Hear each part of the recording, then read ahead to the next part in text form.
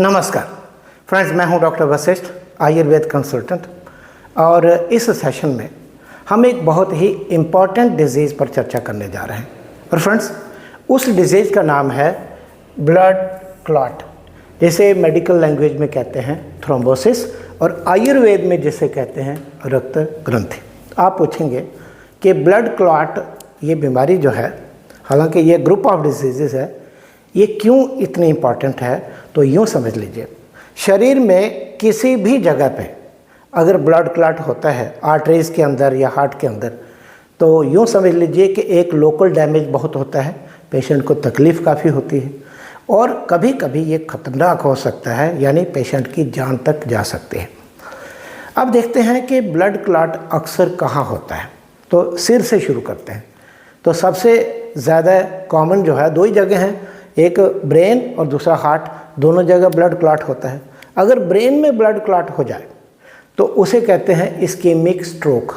Ischaemic stroke में क्या होगा, उससे पैरालिसिस होता है। तो सबसे पहला जो कॉमन हमने साइट बोला वो क्या है, वो है ब्रेन, और ब्रेन में होने से क्या होता है, इस्कीमिक स्ट्रोक। ठीक है, इस्कीमिक स्ट्रोक होगा यानी ब्रेन के एक एरिया में ब्लड सप्लाई ख़त्म हो जाएगी और जो कॉरेस्पॉन्डिंग एरिया है, जो जहाँ पे ब्लड जाना है, डेड हो जाएगा। सेरिब्रल इन्फार्क्ट उसे कहते हैं। और पेशेंट को क्या होगा, अपोजिट हाफ में जो है पैरालिसिस हो जाएगा, या जिसे कहते हैं अधरंग या लकवा, आमतौर पर इस तरह से जो बोलते हैं, वो पेशेंट को हो सकता है। ठीक है, एक बात हो गई। अब कभी कभी बहुत ज़्यादा अगर एरिया डैमेज हो जाए तो पेशेंट कोमा में भी जा सकता है और डेथ भी हो सकती है। हालांकि हेमोरेजिक में वो ज़्यादा होती है, लेकिन हम बात कर रहे हैं ब्लड क्लॉट की। तो ये हो गया ब्रेन। दूसरा मैंने बोला हार्ट। अगर हार्ट में होता है तो फिर क्या होगा, हार्ट में फ्रेंड्स दो जगह पे ब्लड क्लॉट हो सकता है।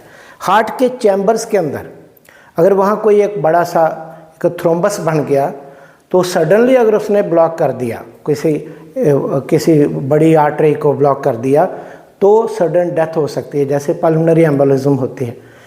और या फिर क्या हो सकता है, हार्ट को ब्लड सप्लाई करने वाले जो कॉरोनरी आर्टरीज होती हैं ना, वो ब्लॉक हो सकते हैं। और अगर वो ब्लॉक हो जाएगी तो क्या होगा, एक्यूट मायोकार्डियल इन्फार्क्शन, यानी हार्ट अटैक। तो ये भी खतरनाक है। तो इसमें दो चीज़ें हो सकती है, सडन डेथ हो सकती है या फिर हार्ट अटैक हो सकता है।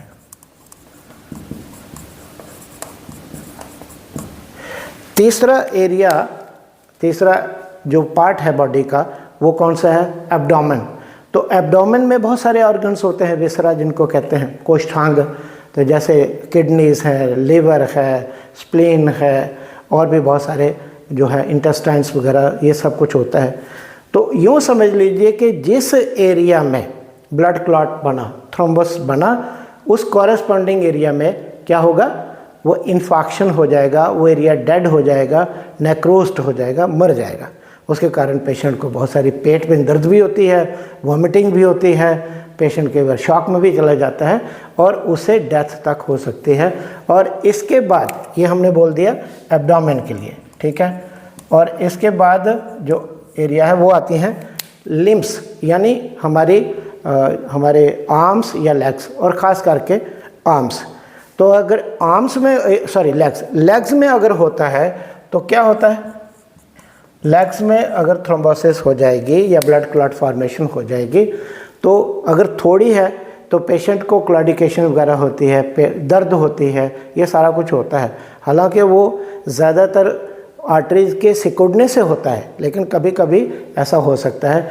और नीचे के पार्ट में इडिमा हो जाता है, सूजन हो जाता है, और कभी कभी अगर ब्लड सप्लाई बिल्कुल रुक जाए तो गैंग्रीन हो जाती है। गैंग्रीन मतलब वो एरिया सड़ जाता है और कभी उसके एम्पुटेट करना पड़ता है।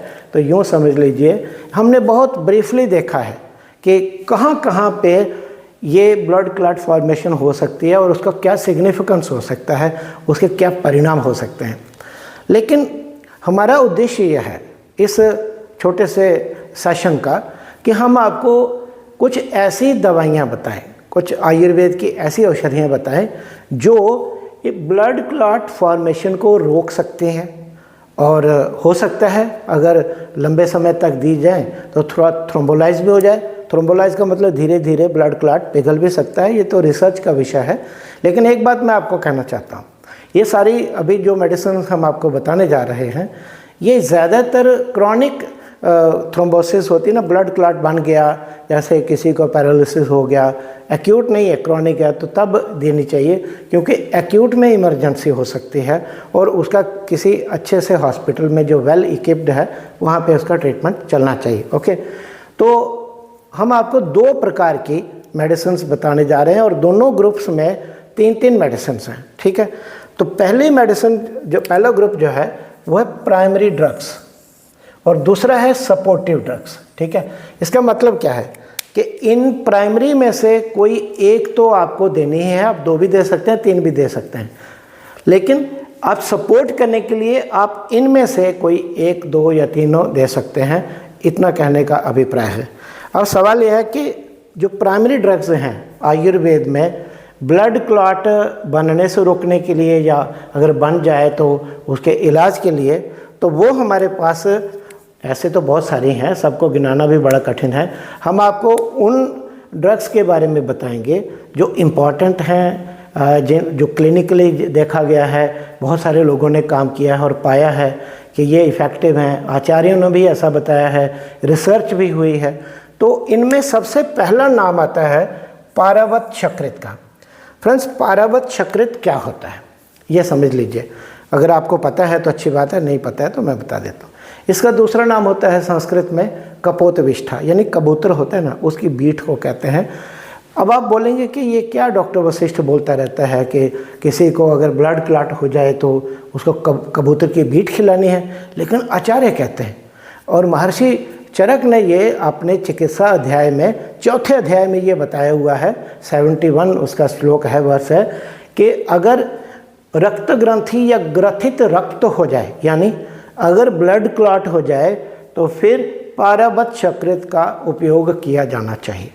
और हमें लगता है कि आपने ज़रूर सुना होगा कि अगर किसी को लकवा हो जाए, अधरंग हो जाए, यानी अगर पैरालिसिस हो जाए तो हेमिप्लेजिया जिसे कहते हैं, तो उससे आयुर्वेद में अक्सर जो पुराने वैद्य हकीम जो हैं वो कहते थे भाई इसको आप कबूतर की बीट जो है वो खिलाइए, लेकिन वो अब कैसे खाई जाएगी वो तरीका आपको बताते हैं। तो ये आपने सुना ज़रूर होगा, और यहाँ तक कि आपने ये भी सुना होगा कि कबूतर का जो है वो मांस भी खाने को इसमें कहा गया है, और ये आयुर्वेद के चिकित्सक पुराने खास करके ये कहते भी थे। लेकिन अब सवाल ये है कि ये पारावत शकृत कपोतविष्ठा ये खिलाई कैसे जाए। तो पहले तो आप इसको, अगर आप आयुर्वेद चिकित्सक हैं तो इसको अच्छी जगह से, साफ़ सुथरी जगह जहाँ कबूतरों, हालांकि कोई जगह इतनी साफ़ होती नहीं है, लेकिन अगर आपको मिल जाती है तो साफ़ सुथरी जगह पे जो कपोतविष्ठा पड़ी हो उसको लीजिए, उसको अच्छी तरह से धूप में सुखाइए ताकि जितना ज़्यादा हो सके उसमें से जो कुछ तो उसे उसकी सफाई होगी ही, अगर उसमें कोई जर्म्स वगैरह हैं, धूप में रखिए और उसके बाद उसे अच्छी तरह से साफ़ करिए। उसमें कोई भी मटेरियल ऐसा नहीं होना चाहिए जो कि अडल्ट्रेट कर रहा हो, जो जिसमें थोड़ी प्रॉब्लम आ रही हो, उसे गंदा बना रहा हो, वो सब निकाल दीजिए, सुखा के उसका पाउडर करिए और आधा से 1 ग्राम पारावत शकृत दिन में 3 बार देना चाहिए, कुछ खाने के बाद पानी के साथ, ठीक है। लेकिन अगर किसी की प्रॉब्लम ज़्यादा है, आपको लगता है कि प्रॉब्लम बहुत ज़्यादा है और पहले एक्यूट इमरजेंसी तो मैनेज हो गई, लेकिन अभी पेशेंट वहाँ से तो बच गया, लेकिन अभी कुछ सब एक्यूट प्रॉब्लम है, तो फिर हम लोग आधा से 1 ग्राम, कभी कभी 3 से 6 बार देने को बोलते हैं। पहले मैंने क्या बोला कि 3 बार दीजिए, आप 4 बार, 5 बार, 6 बार तक भी दे सकते हैं। ये डिपेंड करता है कि पेशेंट कितना उसको टॉलरेट करता है, उसके बॉडी वेट वगैरह क्या है। लेकिन अगर आप कहें कि बहुत सारे पेशेंट तो कबूतर की बीट खाएंगे ही नहीं, तो क्या किया जाए, तो आपकी सुविधा के लिए मैं बता देता हूँ कि पारावत शकृत की टैबलेट भी मिलती है, ये मार्केट में उपलब्ध है। इस टैबलेट को भी आप उपयोग में ला सकते हैं। डोज क्या होनी चाहिए? 1 से 2 टैबलेट दिन में 3 से 6 बार। इसको समझ लीजिए, युक्तिपूर्वक औषध को देना ये आपका कर्तव्य है।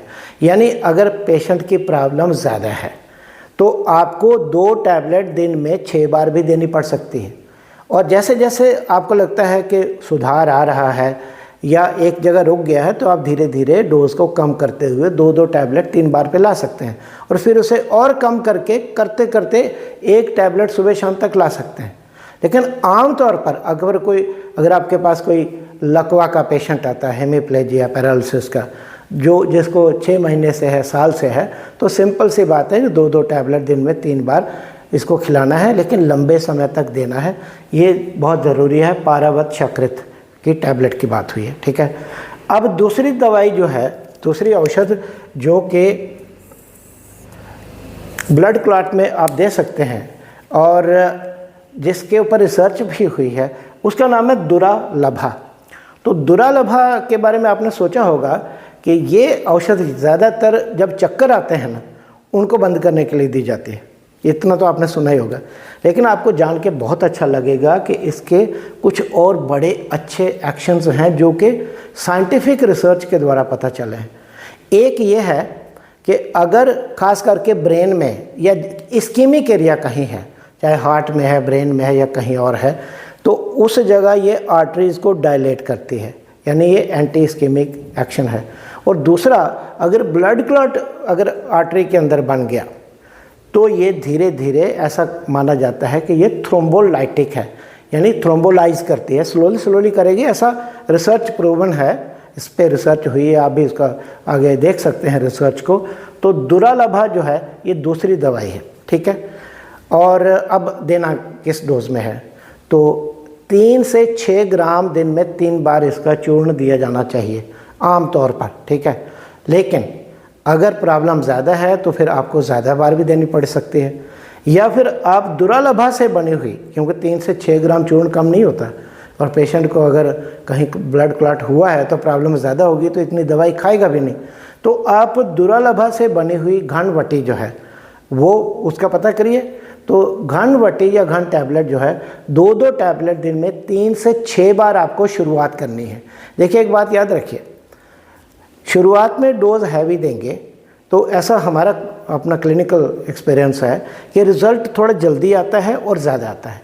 शुरुआत में डोज बहुत कम रखेंगे तो रिज़ल्ट धीरे धीरे आएगा और बहुत थोड़ा सा आएगा, तो आप उसमें निरुत्साहित हो सकते हैं। तो ये हो गई दुरालभा। और तीसरी है भल्लातक।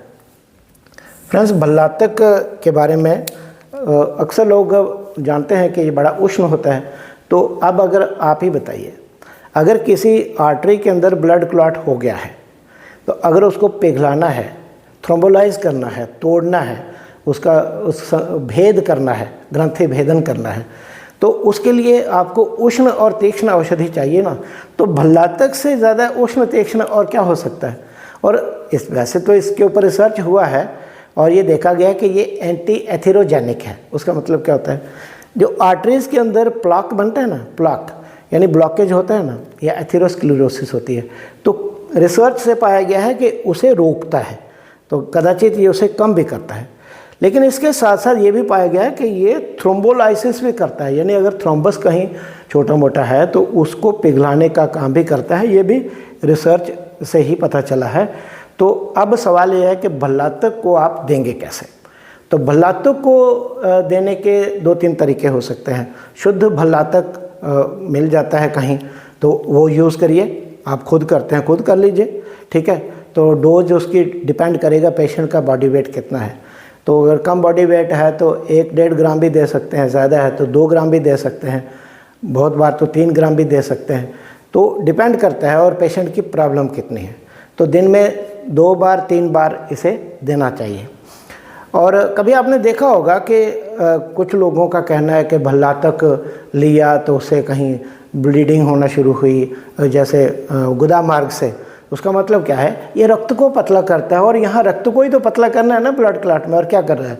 तो वो अपने आप में एक प्रमाण है कि भल्लातक से रक्त पतला होता है, ठीक है। ब्लड थिनिंग होती है, एंटीप्लेटलेट इफेक्ट होता है, थ्रोम्बोलाइटिक इफेक्ट है। तो ये तो शुद्ध भल्लातक जो है मैंने बोल दिया, या फिर अमृत भल्लातक दे सकते हैं, या फिर भल्लातक घन टैबलेट वो आप दे सकते हैं, और या फिर भल्लातक से कोई बना हुआ और कोई योग है, जैसे एक भल्लातक गुगलू और चित्रक से बना हुआ एक रेव प्लाक टैबलेट आती है, अब वो भी दे सकते हैं। तो फ्रेंड्स ये प्राइमरी जो ड्रग्स हैं ये मेन है। मैं ये नहीं कह रहा हूँ कि हर एक पेशेंट में आपने तीनों देनी है, नो, मेरा कहना है आप तीनों में से कोई एक दे दीजिए, शुरू कर दीजिए, और प्रॉब्लम अगर आपको ज़्यादा लगती है तो 2 भी दे सकते हैं, और कभी कभी हो सकता है आपको 3 भी देनी पड़े, लेकिन आमतौर पर बेहतर ये होता है कि कोई 1 या 2 से ट्रीटमेंट स्टार्ट करें। ये प्राइमरी, इनमें से कोई ना कोई एक आपको ब्लड क्लॉट होने पे, जैसे डीप वेन थ्रोम्बोसिस होती है उसमें, इनमें से कोई एक तो देनी ही चाहिए, ऐसा हमारा एक सुझाव है। बाकी आप तो ज़्यादा अच्छे तरह जानते हैं। और अब इसके साथ कुछ आपको 3 औषधियाँ ऐसी बताने जा रहे हैं, दवाइयाँ जो कि सपोर्टिव हैं, यानी ये अकेले भी काम करेंगी लेकिन उतना नहीं, ये अकेले काम कर सकते हैं लेकिन ये इनकी सपोर्टिव है। तो ये कौन कौन सी हैं? तो नंबर 2 पे रसोन है। रसोन क्या होता है? गार्लिक। तो सब जानते हैं कि गार्लिक या लहसुन, गार्लिक खाने से क्या होता है, अगर ब्लड के अंदर फैट बढ़ गई है, यानी कोलेस्ट्रॉल ट्राइग्लिसराइड बढ़ गया है, कम होगा। लेकिन इसके साथ साथ ये खून को पतला करता है, जैसे एस्प्रिन डिस्प्रिन वगैरह करते हैं, एस्प्रिन देते हैं, उसी तरह से देखा गया है कि ये एंटी प्लेटलेट इफेक्ट भी है। और इसी कारण, इसी एंटी प्लेटलेट इफेक्ट के कारण ब्लड क्लॉट की प्रिवेंशन के लिए, यानी रक्त ग्रंथि ना बने, तो आप रसोन का सेवन करवा सकते हैं। कैसे? बहुत सिंपल है। चटनी बना के पेशेंट को बोलिए ना खाने के लिए, क्या दिक्कत है, या खाने में बोलिए कि आप रसोन का इस्तेमाल ज़्यादा करें, या फिर कुछ लोग एम्प्टी स्टमक भी लेते हैं सुबह सुबह उठ के, वो भी ले सकते हैं, या इससे बनी हुई कोई घन टैबलेट मिलती है, आप वो भी ले सकते हैं। तो ये हो गया रसोन। अब दूसरी औषध या जो सपोर्टिव ड्रग है वो है कलौंजी। कलौंजी काली जीरी होती है, और इसका निगेला सटाइवा, निगेला सटाइवम जो है इसका नाम है, ओके, बोटैनिकल नाम, इसके बीज होते हैं। तो ये इसके ऊपर भी एक्चुअली अरब कंट्रीज़ में इसके ऊपर बहुत ज़्यादा रिसर्च हुआ है, और बहुत सारी बीमारियों में कलौंजी को इफ़ेक्टिव पाया गया, साइंटिफिकली बता रहा हूँ, काफ़ी रिसर्च हुआ है, आप गूगल करके देख सकते हैं, काफ़ी अच्छा इसमें आपको रिज़ल्ट मतलब मिलेगा, रिस्पांस। तो कलौंजी का से ब्लड के अंदर बढ़ी हुई कोलेस्ट्रॉल भी कम होती है, इससे ट्राइग्लिसराइड्स भी कम होते हैं, गुड कोलेस्ट्रॉल भी बढ़ती है, लेकिन ये ब्लड थिनिंग भी करती है, यानी खून को पतला करती है, एंटी प्लेटलेट है। तो इस कारण आप कलौंजी का इस्तेमाल करा सकते हैं उन पेशेंट्स को जिनको के ब्लड क्लॉट हुआ हो, ठीक है। कलौंजी कैसे इस्तेमाल करेंगे? 1 से 3 ग्राम तक इसकी डोज है, वो काले काले दाने होते हैं बीज, कूट लीजिए एक पाउडर बना के, 1 से 3 ग्राम दिन में 2 बार 3 बार पेशेंट को खाने को दीजिए। या फिर एक और अच्छा तरीका है, कलौंजी का तेल आता है, लेकिन ज़्यादातर तेल जो है वो शुद्ध मिलता नहीं है, शुद्ध लीजिए अच्छा प्योरीफाइड बढ़िया सा, तो वो आधा से 1 चम्मच दिन में 1 बार 2 बार 3 बार वो आप पेशेंट को पीने के लिए दीजिए। चाहे तो आप हनी में मिक्स करा के दे सकते हैं, या ऐसे भी पी सकते हैं, ठीक है, पेशेंट को पिला सकते हैं। तो ये कलौंजी का तेल कितना बोला? आधा से 1 चम्मच दिन में। 1 बार अगर देना है तो सुबह दे दीजिए खाली पेट, 2 बार देना है तो सुबह शाम दे सकते हैं, 3 बार भी दे सकते हैं अगर बहुत ज़्यादा ब्लड क्लॉट से के कारण किसी को प्रॉब्लम हुई है तो ये दे सकते हैं। और फ्रेंड्स इसमें तीसरी सपोर्टिव ड्रग जो है वो है रक्त मरीच। तो रक्त मरीच जो है ये क्या है? लाल मिर्च, कैप्सिकम एनियम। तो लाल मिर्च का ये मतलब नहीं जो रेड हुई है, हरी होगी तो भी वो उसको लाल मिर्च ही कहा जाता है, क्योंकि आयुर्वेद में एक काली मिर्च भी है, ठीक है ना। तो उससे डिफ्रेंशिएट करने के लिए हम लोग उसको रक्त मरीच कहते हैं। तो पेशेंट को इनकरेज करिए कि अगर उसको गैस वैस ज़्यादा नहीं बनती है, अम्लपित्त नहीं है, खट्टे ढकार नहीं आते हैं, या उसको रक्तार्श नहीं है, ब्लीडिंग पाइल्स नहीं है, अल्सरेटिव कोलाइटिस नहीं है, तो वो रक्त मरीच का खाने में सेवन करे, ठीक है, खाए, और चाहे वो हरी खाए या लाल खाए। और आपको थोड़ा अजीब लग रहा होगा क्योंकि ज़्यादातर वैद्यों को आपने यही सुना होगा कहते हुए कि लाल मिर्च बहुत ख़तरनाक है, लेकिन फ्रेंड्स ऐसा नहीं है। आप रिसर्च देखो जाके गूगल पे, बहुत अच्छी इसकी एक्टिविटीज़ हैं, और ख़ास करके ब्लड क्लॉट को प्रिवेंशन के लिए, यानी एंटी प्लेटलेट इफ़ेक्ट रक्त मरीज का बहुत अच्छा है। तो आप पेशेंट को खिला सकते हैं, चूर्ण के रूप में खिला सकते हैं, या इसे बनी हुई कोई टैबलेट मिल जाए, जैसे एक थायरिन आती है, तो है तो थायराइड को स्टिमुलेट करने के लिए, लेकिन उसका ये भी काम है कि वो ब्लड को पतला करती है, तो वो भी आप वो खिला सकते हैं पेशेंट को। तो फ्रेंड्स, ये हमने आपके साथ मोटे तौर पर और बहुत ब्रीफली, बहुत संक्षेप में डिस्कस किया कि ब्लड क्लॉट जो है वो क्या होती है और कहाँ कहाँ होती है, उसके क्या क्या कॉन्सिक्वेंसेस होते हैं, और ब्लड क्लॉट का पेशेंट अगर आपके पास आता है तो आपको कौन कौन सी औषधियाँ देनी है। प्राइमरी में हमने देखा कि पारावत शकृत देनी है, और साथ में दुरालभा दे सकते हैं या फिर भल्लातक दे सकते हैं, और सपोर्टिव में हमने आपको बताया कि रसोन दे सकते हैं, लहसुन, गार्लिक, कलौंजी, और फिर लाल मिर्च, रक्त मरीज। तो ये फ्रेंड्स एक इन शॉर्ट हमारा सेशन था, क्योंकि काफ़ी सारे आयुर्वेद डॉक्टर्स जो हैं वो हमें बार बार आग्रह कर रहे थे कि ब्लड क्लॉट को रोकने के लिए या संभव हो तो पिघलाने के लिए और थ्रोम्बोलाइज करने के लिए क्या क्या इफ़ेक्टिव टारगेट पे काम करने वाली औषधियाँ हो सकती हैं, इनके ऊपर कोई सेशन लीजिए।